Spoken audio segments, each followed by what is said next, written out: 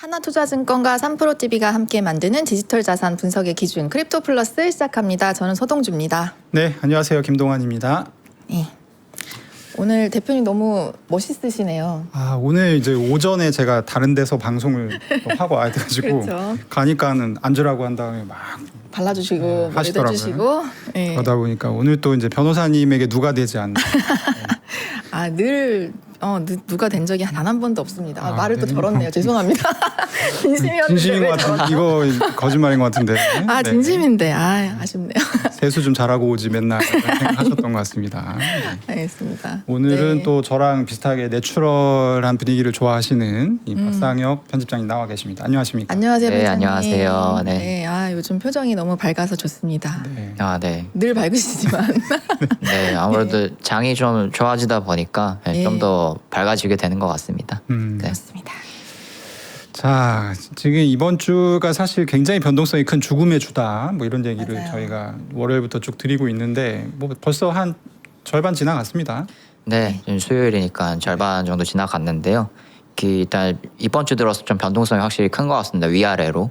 지난주에는 좀 상승 일변도였다면은 지금 8만 달러 부근에서 좀 왔다 갔다 하고 있는 것 같은데 일단 어제 자체는 8만 달러를 상회했다가 네. 지금 다시 하회해서 7만 8천 달러 선으로 약간 내려간 상태인데 네. 일단 뭐 기분 좋은 거부터 좀 보여드리자면은 좋습니다. 네, 최근 6개월치를 한번 잡아봤거든요. 네, 어저께 기준으로. 와. 비트코인이 제일 높다 수익률이 네, 주요 위험 자산 중에서.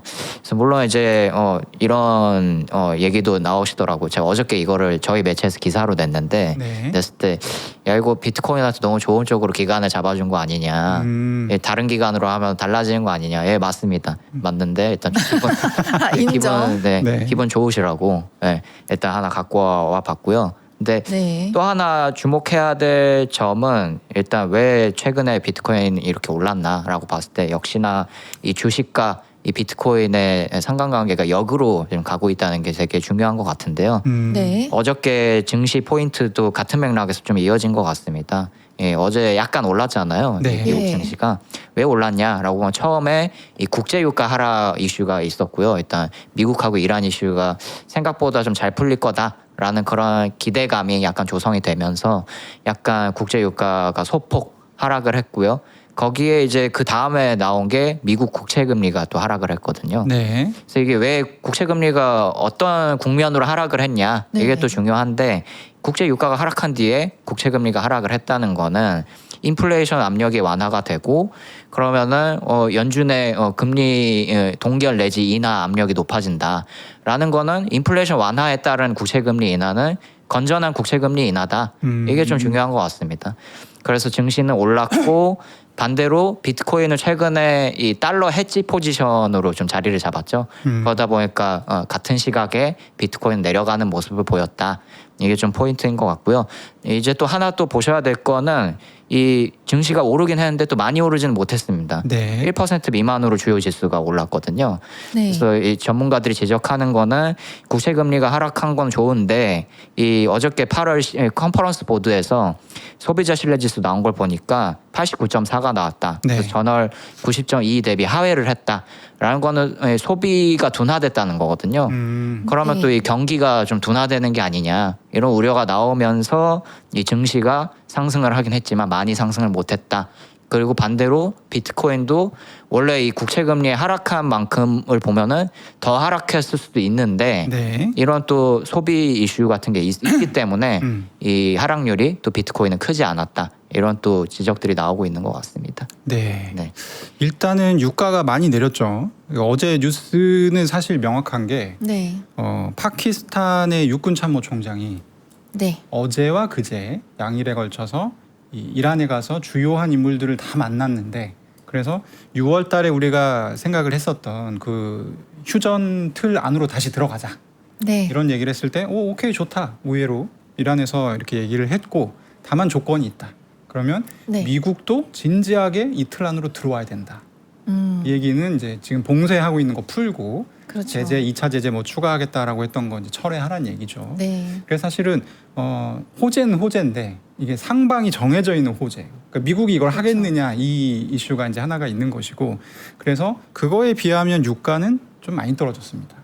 그러다 보니까 자연스럽게 30년물 국채 금리도 많이 내려갔고, 그렇죠. 약간 그렇게 된 것이죠. 네, 자, 근데 올해가 이제 오늘이 어떻게 되느냐가 이제 좀 중요할 것 같습니다. 그렇습니다. 비트코인 네. 올라가다가 이제 한 텀 쉬었고, 이제 뭔가 반도체랑 주식시장도 조금 반등을 하는 약간, 상황인데 네. 누가 웃을 것이냐, 이게 이제 오늘 갈 가능성이 높죠. 네, 그래서 이제 오늘 밤에 공개되는 미국 PC 지수 이게 네. 또 진짜 중요해진 것 같고요. 네. 그것도 뭐 목요일에는 뭐 증시 이슈긴 하지만 엔비디아 실적 발표 있죠. 그렇죠. 거기에 따라서 또 이제 비트코인도 또 다르게 움직일 수 여기서 있고. 또 분위기 이상해지면 AI가 이제 줄초상 치르는 거고, 약간 이렇게 되는 겁니다. 네. 그리고 또 금요일에는 이 캐비너시 연준 의장이 이 잭슨홀 미팅에서 또 연설을 하죠. 네. 그리고 또 네. 중요한 일정이 연달아서 있습니다.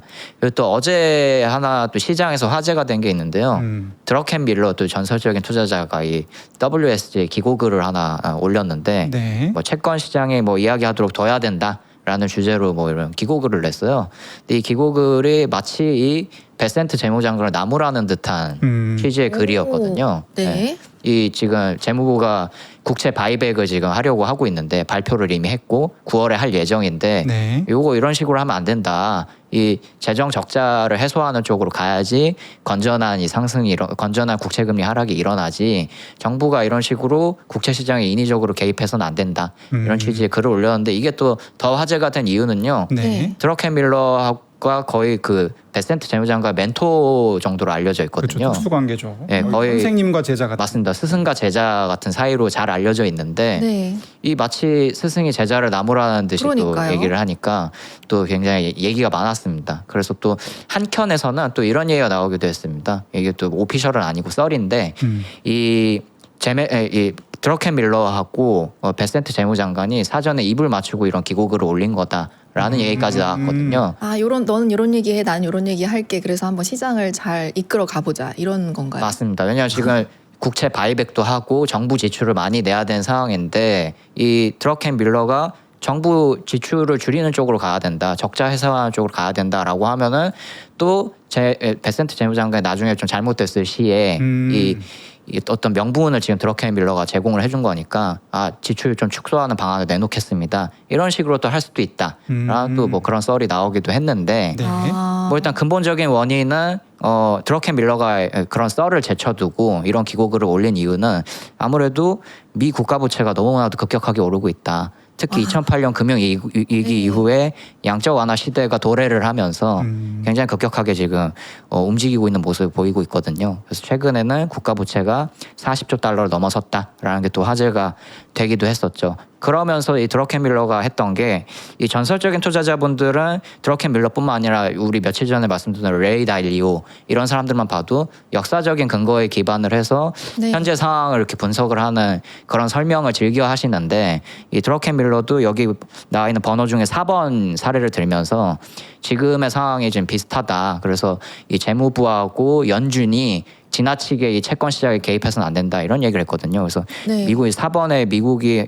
1940년대 전쟁을 했잖아요. 그래서 굉장히 채권 시장에 재무부가 개입을 했고 연준까지도 개입을 같이 했습니다. 네. 근데 문제는 이게 전쟁 이후에서도 같은 제도를 시행을 하다 보니까 인플레이션이 엄청나게 일어났거든요. 네네. 국채금리 이렇게 굉장히 가격이 불안정해지고 이런 게 있었기 때문에 이 전쟁 한참 이후에서야 이 제도를 폐지하고 연준과 재무부가 국채 시장에 개입하지 않는 쪽으로 제도가 성립됐는데 이미 그때는 너무 때가 늦어서 인플레이션이 너무 높게 잡혔기 때문에 이 나중에 인플레이션을 진정시키느라 굉장히 애먹었다라는 사례를 들면서 네. 지금 미국이 그래서는 안 된다라고 했는데 또 몇 가지 제가 사례를 갖고 와봤습니다. 드러켄 밀러가 얘기한 건 아니고 영국이 옛날에 이 나폴레옹 전쟁을 하고 이겼잖아요. 네. 이겼는데 이기는 과정에서 전쟁 지출을 굉장히 많이 냈단 말이에요. 그래서 국가 부채가 굉장했는데 이 영국 같은 경우에는 이후에 산업혁명 시대가 도래하면서 성장으로 상쇄를 시켰거든요. 네. 이 국가 부채를. 네. 그래서 이 스콧 베센트 재무장관도 며칠 전에 인터뷰했을 때 성장으로 지금 이 미국 국가 부채를 상쇄시키겠습니다 했는데 하면서 AI를 얘기를 들었잖아요. 예. 근데 이 AI가 산업혁명급이냐 이건 아직 모르는 거죠. 그래서 굉장히 불확실한 상황이 있다. 근데 또 반대로 또 이 드러켄 밀러가 얘기하는 것처럼 이 국채 시장에 개입을 안 하는 쪽으로 갈 거냐.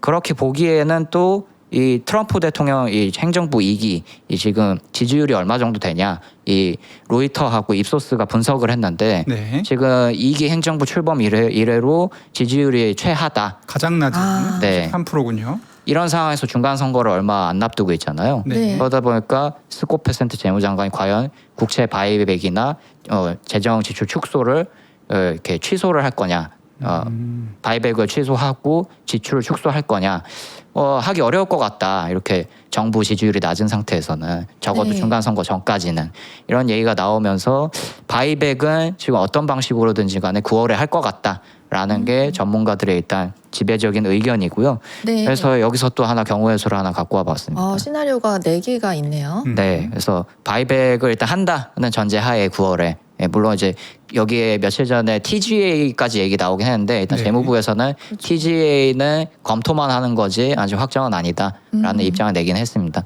또 어쨌든 바이백을 뭐 크게 할지 적게 할지 모르겠지만 한다는 가정하에 보면은 이 바이백이 성공을 했다. 그래서 국채 금리가 진정이 됐다라고 하면 사실 비트코인뿐만 아니라 전체 위험 자산의 호재일 것 같습니다. 이 주식 시장도 호재고 비트코인도 뭐 단기간에는 이 안티 달러 포지션을 잃어버리면서 뭐 하락할지는 몰라도 장기적으로 봤을 땐 같은 가치 호재로 보여지고요. 이두 번째는 바이백은 성공을 하는데 이 약간 포지션이 강달러가 일어나는 거죠. 이 네. 바이백이 성공을 하면서 그럴 때는 확실히 비트코인 여기 중립이라고는 적어놨는데 이럴 때는 약간 단기적으로 악재일 것 같다라는 게 좀 제 개인적인 의견인 것 같고요. 세 번째 같은 경우는 바이백이 실패를 했을 때 네. 실패를 하면서 이 실질 금리하고 달러가 같이 상승했을 때 이거는 굉장히 비트코인한테 악재다. 이게 제일 악재다라고 보여지고 마지막으로 네 번째 같은 경우에는 이 바이백을 실패 똑같이 하는데 약간 포지션이 이 정부 재정부란 이쪽으로 갔을 때는 비트코인이 좀 더 오를 수 있다. 대신 주가는 좀 하락을 할 것 같다. 이렇게 또 보여집니다. 물론 여기에 또 한 가지 또 변수를 붙이자면은 9월에 이런 클래리티 법안 같은 디지털 자산 쟁점들이 어떻게 불확실성이 해소되느냐 여기까지 좀 보셔야지 8, 9월에 좀 흐름이 보일 것 같다라는 게 좀 제 개인적인 생각입니다. 그래도 전체적으로 봤을 때는 1, 2, 4가 그렇게까지 비트코인이 나쁜 건 아니니 3번만 3번만 피하면 아니면. 된다라는 생각이 들긴 하는데요. 이미 가격은 올랐으니까. 네네. 네, 물론 여기에 뭐 클래리티 법안 같은 게 또 어떻게 될지 요건 또 지켜보셔야 될 것 같습니다. 네. 네. 드러켄 밀러의 얘기를 듣다 보니까 저는 제 고등학교 시절 엄마가 생각납니다. 어떤 어머니셨죠? 제가 항상 이제 시험을 앞두고 벼락치기를 했거든요. 그러면 이제 그게 굉장히 마음이 아프셨나 봐요. 그죠. 안타까우셨겠죠. 그쵸. 저러면 안 되는데. 벼락치기를 그렇게 하면 되겠니? 평소에 공부를 하지. 세상 쓸데없는 얘기를. 네네. 이미 내일 시험이 왔으니까 나는 벼락치기를 해야 되는데. 오죽하면. 그러니까 지금 베센트는 해결해야 되는 문제가 명확하게 있는 거거든요. 그렇죠. 그래서 뭐 본인이 모르겠습니까? 이거 다 알죠. 네. 예. 근데 어쨌든 뭐라도 해봐야 된다라는 생각 때문에 하는 것 같은데 엄마가 지금 나타나서 그렇죠. 이제 드러켄 밀러는 굉장히 이제 부모님 같은 말씀을 진즉에 잘 해결을 했어야지. 그렇죠. 이런. 돈을 네. 조금만 썼어야지 이렇게 얘기하고 돈을 그렇게 썼는데도 지금 지지율이 저 모양이 반토막이 났는데 네. 그렇습니다. 하여튼 뭐 얘기는 얘기지만 맞는 저희가 말이긴 한데. 맞는 말이긴 한데 뭐 베센트가 이 얘기를 들을 것 같지는 않습니다. 개인적으로는. 그렇군요. 자, 재밌네요 그리고 또. 네. 코인베이스 프리미엄이 사실 양수로 전환을 했습니다. 이 코인베이스 프리미엄은 코인베이스 가격과 글로벌 인터내셔널 거래소 보통 바이낸스를 많이 비교합니다만 그 가격의 격차. 그래서 마이너스면 미국 친구들이 코인을 안 산다. 플러스면 미국 친구들이 코인을 많이 산다. 이런 이제 의미인데 네. 이게 이제 양수로 전환이 됐습니다. 어떤 배경인지 좀 추가 설명 부탁드립니다. 네, 약 3개월 만에 양수로 돌아섰고요. 근데 잠깐 어저께 양수로 잠깐 돌아섰다가 다시 음수로 전환되긴 했습니다. 오늘 기준으로. 네. 그래서 근데 음수 폭이 많이 줄었습니다. 그래도 그래서 이 부분이 굉장히 또 의미가 있는 거고 당연히 이제 미국 투자자들의 매수세가 거세다. 특히 이 지금 미국 거시경제 화두가 되고 있는 본고장이 미국이잖아요. 그러다 보니까 미국 투자자들이 제일 민감하게 반응한 것 같고 이게 또 관련 데이터로 또 나오는 게 미국 비트코인 현물 ETF 같은 것도 지금 굉장히 순유입량이 계속해서 많이 나타나고 있다. 어제도 순유입량이 나타났거든요. 네. 이런 게 좀 반영이 돼서 이 코인베이스 프리미엄 지표가 좀 양수를 기록한 것 같다. 이렇게 또 보여집니다. 근데 또 이건 어떻게 좋은 데이터로 또 볼 수 있는데 네. 또 한 가지 좀 보셔야 될 거는 이 속된 말로 인간 지표라고 하죠. 네. 인간 지표 관련한 온체인 데이터를 좀 몇 개 갖고 와봤는데 네. 대표적으로 실현 가격 지표가 있습니다. 이거는 이 온체인 데이터 상으로 이 투자자들이 비트코인을 몇 달러 정도에 매수를 했는지 알 수 있는 지표인데 예. 이거 보니까 지금 제가 이번 2025년으로 되는데 2026년입니다. 네. 정정해야 되고요.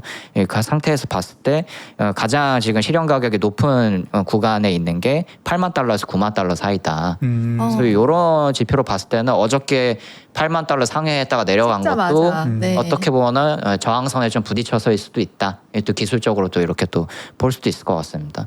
제 개인적으로는 이 서동주 변호사님이 최근에 그 SK 하이닉스 얘기 많이 하시잖아요. 네, 네. 그러면서 평단가를 어느 정도 좀 이렇게 물타기를 하고 알려주시기도 네. 했는데 그 알려주신 그 구간대하고 비트코인의 그 8만 달러, 9만 달러하고 약간 좀 비슷하다. 아, 느낌적으로. 네, 제 약간 퍼센트로 봤을 때 좀 비슷한 상태거든요. 그만큼 이 비트코인 10만 달러가 깨졌을 때 12만 달러까지 갔었잖아요. 네. 10만 달러 밑에서 매수하신 분들이 많거든요. 네. 이제 10만 달러 깨졌으니까 여기서 이제 매수하면 오르겠지 했는데 6만 달러까지 떨어지는 내려간. 그런 결과가 나타났는데 네. 그만큼 지금 8만 달러에서 9만 달러 사이에 투자를 하신 분들이 많다. 이렇게 또 해석을 할 수 있을 것 같습니다. 네, 또 저의 아픔을 통해 예시를 들어주셨군요. 그러니까 이게 인간 지표라는 네. 말이 정말 잔인한 말인데. 근데 인간 지표잖아요. 또 저도 인간 많이 지표죠. 불려갈 때 그렇죠. 조금 네. 나아진다 했는데 오늘 불려갔다 오신 거잖아요. 오늘 아침에 방송 2개 하고 왔습니다.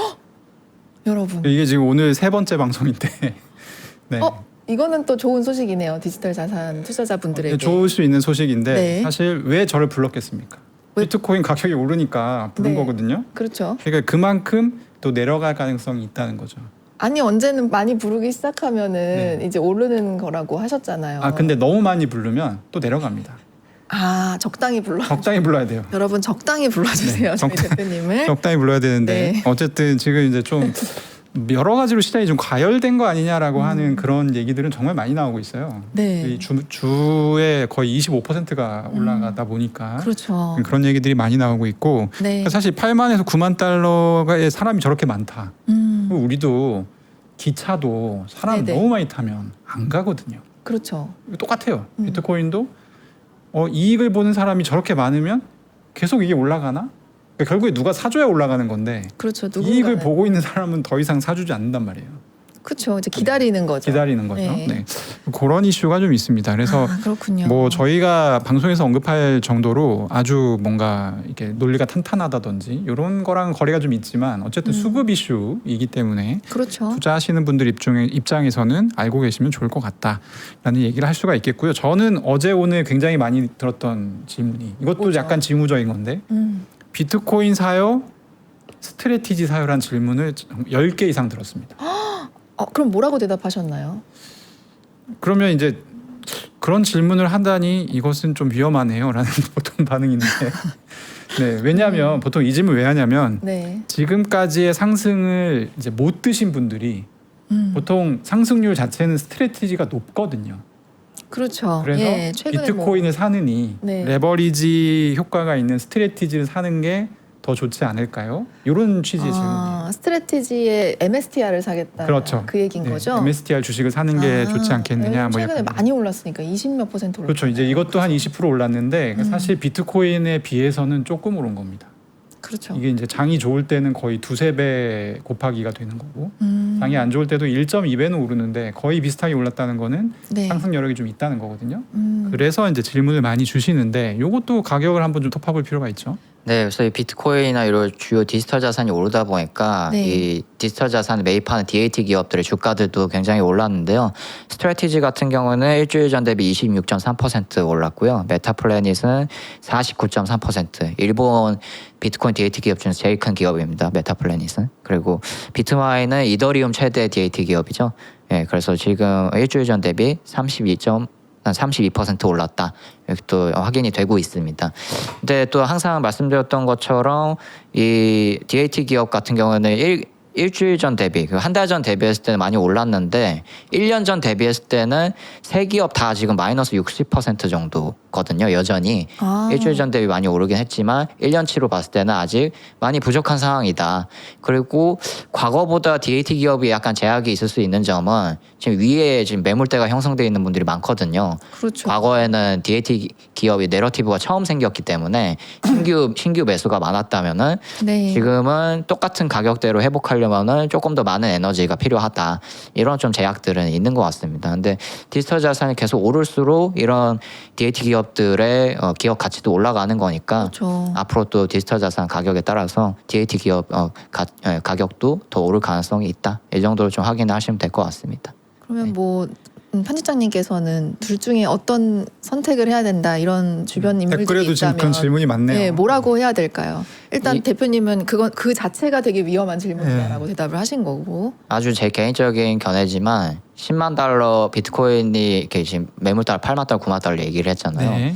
그 전까지는 DAT 기업을 사는 게 이렇게 메리트가 없을 것 같고 만약에 10만 달러 위로 올라서서 본격적인 상승장이 시작이 됐다. 그러면은 DAT 기업도 약간 부스터가 붙을 것 같습니다. 그럴 네. 때는 약간 단기적으로 뭐 매수를 고려해도 괜찮을 것 같다. 아, 좋은 정보네요. 일단 네. 박상일 편집장은 10만 달러를 상승장의 기준으로 보고 있다. 네, 저는 개인적으로 네, 그렇습니다. 개인적으로. 네. 그렇군요. 그럼 아직 조금 기다려봐야 상승장이라고 명확하게 얘기를 할 수 네, 있겠네요. 지금은 약간 좀 혼조세인 것 같습니다. 사실 지금 구간대가. 네. 그러니까 이제 미국의 어떤 베이비 부머 세대들의 지표라고 볼 수 있겠죠. 그러니까 네. 비트코인 현물 ETF 매수 평단가가 어디에 있냐? 8만에서 9만 달러 사이에 있습니다. 그렇죠. 그러니까 요걸 네. 넘어줘야 사실은 확 올라가. 상승장이라고 볼 수가 있고 우리는 상승장은 내가 별 노력을 기울이지 않아도 올라가는 걸 상승장이라고 알고 있기 때문에 그렇죠. 네, 근데 그걸 못 넘는다라고 하면 이제 좀 동력이 부족한 것이죠. 네네. 그렇게 정리를 할 수 있을 네, 것 같습니다. 감사합니다, 오늘 편집장님. 굉장히 뭔가 꿀팁들이 많이 쏟아지는. 그러게 말이에요. 네, 올라가는 것에 대해서 이제 뭐 X에서도 굉장히 여러 가지 반응들이 나오고 있는데. 아, 네. 궁금합니다. 그 엑스에서는 니키타 비어 전 프로덕트 총괄이 되게 유명하잖아요. 네. 근데 어저께 약간 키보드 배트 비슷한 걸 하시더라고요. 이 니키타 비어 전 총괄이. 그래서 여러 가지 질문에 대해서 마치 AMA 하듯이 답변을 했는데 그 중에 한 분이 이렇게 질문을 했어요. 니키타가 더 이상 이 CT라는 거는 이 디지털 자산 커뮤니티를 말하는 거거든요. 네. CT를 섀도우밴 하지 않기 때문에 강세장이 시작될 수 있게 됐네 이렇게 했거든요. 이거는 사실 긁는 질문이거든요. 그렇죠. 예, 니키타 비어가 프로덕트 총괄을 했었을 때 크립토 유저들을 탄압한다 이런 썰이 있었어요. 그래서 거기에 대해서 약간 그 부분을 약간 자극하는 질문인데 여기에 대해서 니키타 비어 답변했는데 지금 무슨 말씀하시는 거세요? 하면서 얘기를 하는 네. 게 내가 프로덕트 총괄일 때 솔라나랑 이더리움 차트 X에 도입을 했다. 게시글에 이렇게 차트 올릴 수 있게 그 기능을 도입을 했다라고 하면서 앞으로 뭐가 될 거냐라고 또 얘기를 했는데 이 솔라나나 이더리움 같은 디지털 자산을 X 내에서 트레이딩 할 수 있게 거래할 수 있는 기능을 도입이 될 거야 이제 이런 얘기를 했는데 오, 사실 또 이건 오피셜 멘트는 아니고 질문에 대한 답글로 달리는 거거든요. 네. 긁혀서 막 말하는 건가요? 그런 가능성도 있다라고 보여집니다. 이게 네. 굉장히 솔직한 답변처럼 보입니다. 저는 이 얘기가. 아, 네. 그래요? 네. 네. 아, 뭐 근데 베이스가 있는 건지 그게 궁금한 거죠. 일단 이제 니키타 베어는 어떤 인물이냐면 코인에 대해서 잘 알고 그리고 이제 X라고 하는 이 소셜 미디어 플랫폼에 대해서도 이해도가 굉장히 높은 그렇죠. 그런 인물이라고 볼 수 있고 네. 그런 인물이 제가 볼 때 요 장표의 지금 영양가는 네. 재무부가 국채를 바이백하고 달러 가치를 희석하겠다고 발표했기 때문에 지금 강세장이 시작된 거다. 아, 그러니까 미국에서 약간 디지털 자산에 대한 지식이 있는 이런 식자층이 지금 이런 생각을 하고 있다는 거죠. 아, 네네. 네. 이걸 이제 좀 어려운 말로 하면 디베이스먼트 트레이드라고 하는데, 네. 근데 지금 여러 가지 그 가설들이 난무하고 있습니다. 지금 누가 맞는지는 몰라요. 그렇죠. 일단 디베이스먼트 트레이드 때문에 올라간다. 이것도 하나의 답이고, 네. 또 이제 저 같은 경우는 거기에 그것만으로 올라가기에는 금이랑 지금 비트코인의 이 상승 격차가 너무 많이 벌어졌다. 비트코인 너무 많이 올랐다. 네. 왜 비트코인이 더 갔냐? 네. 클래리티에 대한 기대감이 본격적으로 좀 올라온 측면이 있다. 그럼 그게 선반영 되어가고 있다는 그런 그렇죠. 얘기일까요? 네. 아. 그래서 어떤 가설이 맞는지는 우리가 좀 지켜봐야 됩니다. 지나봐야 알겠네요. 네. 그리고 그 네. 와중에 인간 지표들이 지금 속속 출몰하고 있다라는 부분들도 저희가 좀 염두에 두면 좋을 것 같습니다. 네. 네. 자, 그리고 톱니가 요즘에 아주 기세 등등합니다. 네. 그러네요. 이더리움 가격이 오르다 보니까 네. 네, 또 이렇게 말씀이 좀 많아지신 것 같은데 이 엊그저께 이제 벤크리스라는 미디어하고 인터뷰를 했는데 거기서 나온 게 일단 제가 제목은 톱리가 크립토 윈터 끝났다고 말했다. 그러면서 이더리움 1만 달러 간다 이렇게 말했다라고 제목은 제가 이렇게 이미지에 뽑아놨는데 네. 뭐 사실 가격이 얼마까지 갑니다. 이거는 자기가 말하기 나름이니까 그냥 참고만 하시면 될 것 같은데 진짜 좀 더 중요한 얘기는 이 비트마인의 이더리움 매입 계획인 것 같습니다. 지금 일단 매입 목표치의 97%까지 도달을 했다고 얘기를 했고요. 네. 그럼 3% 더 채우면은 매입을 더 이상 안 하겠다는 건가 이렇게 생각하실 수도 있는데 네네. 인터뷰에서 나온 거는 올해 매입은 만약에 100%를 채우면 올해 매입은 중단하겠다. 근데 내년에 추가 매입을 할지 말지는 그때 가서 좀 생각을 해보겠다. 이렇게 얘기를 했거든요. 뭐 그럼 끝나는 건 아니네요. 예, 저 이제 사람들이 100% 채우면 끝나는 거냐 여기에 대해서 궁금증이 굉장히 많았는데 그렇죠. 거기에 대해서 좀 궁금증을 해소해준 그런 인터뷰였다라고 보시면 될 것 같습니다. 네. 근데 이렇게 얘기를 하면 안 되죠. 더 산다고 해야죠. 왜죠? 더 산다고? 더 산다고 해야지. 그런 또 의미로 가격이 얘기한 거 아닐까요? 올라갈 텐데. 이게 지금 100% 채우면 올해는 일단 멈추겠다. 그런 얘기를 또 한 거니까. 네네. 네, 그래서 어쨌든 톱니 그 의장을 저는 좀 좋게 보게 됐습니다. 이번 하락 국면에서. 예, 어떤 면에서 가장 이게 그런 게 보통 이제 있었을까요? 하락이 많이 되면 네. 멘탈이 부서져서 아무 말을 막 하는 인플루언서들이 많거든요. 많죠. 대표적으로 이제 마이클 세일러 의장이라든지 네. 이런 경우가 있었는데 톱니는 이더리움 가격이 많이 내려가니까 조용히 하고 있더라고요. 오히려 그러다가 지금 좀 올라오니까 이게 기분이 좋잖아요. 네. 거의 지금 비트마인은 아직 그 손실분을 회복을 못했습니다. 매입 단가가 굉장히 높아요. 얼마 정도예요? 3,000달러 넘어가야지 아마 3,000달러 후반대로 알고 있는데 세상에. 네. 맞습니다. 네. 그래서 아직도 손해를 많이 보고 있는 상태이긴 한데 어쨌든 오르니까 이제 기쁜 거죠. 그래서 이제 요즘에 발언 빈도가 좀 많아지고 있는 그런 상황이고 네. 그 와중에서도 지금 어쨌든 나는 올해 더 이상 더 100% 채우면 사진 않겠다라고 네. 한 거는 좀 약간 진정성이 있어 보이는. 그렇죠. 진정성은 있네요. 아쉽지만. 그 이제 좀 네. 약간 장사치 느낌이면 당연히 더 사야죠. 이렇게 얘기를 할 텐데. 그렇죠. 네. 또 약간 점 같은 거 하나 그렇죠. X에 올린다던가 할 수도 있는 건데 그렇죠. 푸른 점 같은 네. 거. 자, 그리고 이제 많이 관심들을 가져셨던 부분이 솔라나가 이제 왜 이렇게 안 가냐 이런 맞아요. 얘기들이 또 많이 나오고 있는데 여기에 대해서는 뭐 최근에 나온 뉴스가 있습니까? 솔라나가 어제 많이 올랐고요. 그래서 일주일 전 기준으로 봤을 때 22% 올랐거든요. 일주일 네. 전 대비. 이더리움이 지금 일주일 전 대비 25% 정도니까 거의 두 자산 간의 격차가 많이 좁혀졌죠, 상승률이. 그래서 네. 왜 올랐나라고 또 궁금해하실 것 같은데 일단 네. 온체인 지표에서 뽑는 분들이 많더라고요. 온체인 거래 데이터를 보니까 덱스 거래량도 그렇고 무기한 선물 거래량도 그렇고 굉장히 많이 올랐다. 근데 또 일각에서 또 우려를 하는 거는 왜 올랐나라고 분석해 보니 주요 데이터 중에 하나가 솔라나 같은 경우에는 솔라나 기반이 되는 민코인이 굉장히 거래량이 많았더라. 그렇죠. 근데 민코인은 또 거래량이 언제 꺼질지 모르잖아요. 그러다 그렇죠. 보니까 장기적으로 좀 더 솔라나 가격이 오르려면은 좀 더 장기적으로 투자자들이 좋게 볼 만한 데이터들이 더 나와야 된다. 이런 지적들도 또 같이 나오고 있는 상황입니다. 뭐 민코인 말고는 이렇다 할 비전을 지금 연이어 제시하는 것을 실패하고 있는 약간 그런 상황입니다. 자, 네. 솔라나 가격이 어떻게 될지는 한번 지켜보도록 하고요. 네. 자, 비트코인이 말씀드리는 순간 79,000달러 위로 다시 올라왔다라고 하는 다시 올라오고 있네요. 네, 가격 속보가 있었습니다. 박상혁 편집장님 여기서 보내드리고요. 네. 또 저희는 다음 2부에서 더 재미있는 얘기 또 이어가 보도록 하겠습니다. 오늘 네. 말씀 감사합니다. 네, 감사합니다.